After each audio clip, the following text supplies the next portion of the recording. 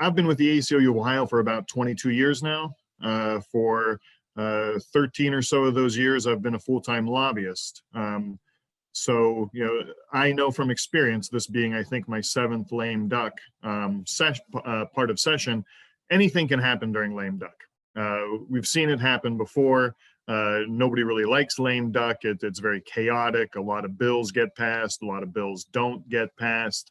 But what I've seen time and time again is bills that people didn't think had a chance, that hadn't been too far down the line, sometimes not even been introduced by the time lame duck rolls around. And yet somehow by the end of session, they still make it into law.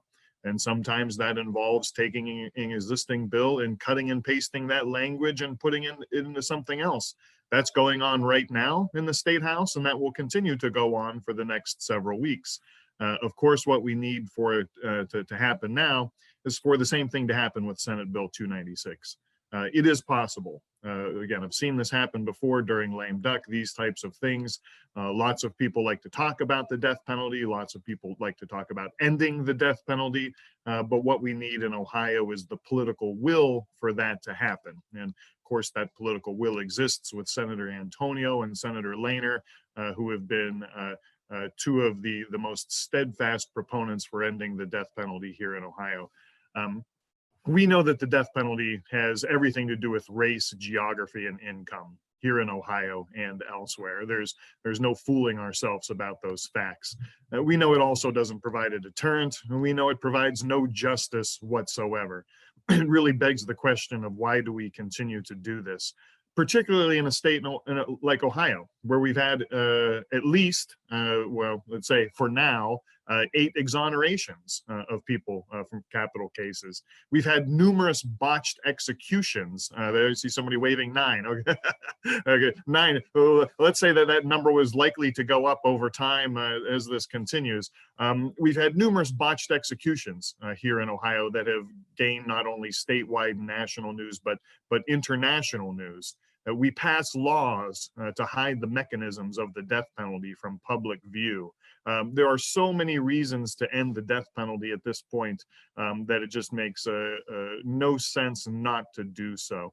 And I will wrap up by also making a plea to our conservative friends, conservative organizations, conservative individuals out there, which I always feel compelled to do when we talk about the death penalty.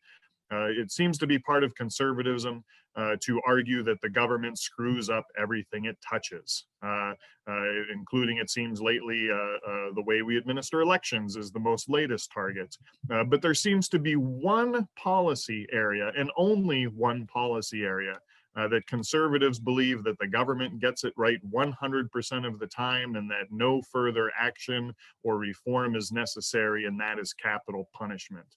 Well, that's absolutely ridiculous. The government makes mistakes all the time with regard to capital punishment. The government does untoward things, prosecutors, courts, with regard to people in front of them, with regard to the death penalty, that ends up in unnecessary deaths as well. So there are just numerous reasons to finally end the death penalty here in Ohio. The time to talk about it is over. We need action, or else we're going to be talking about this for the next 10 years. So we encourage the General Assembly, one way or another, to pass Senate Bill 296 or the contents of Senate Bill 296. It is absolutely doable. And so the ACLU of Ohio asks for that today from our elected leaders.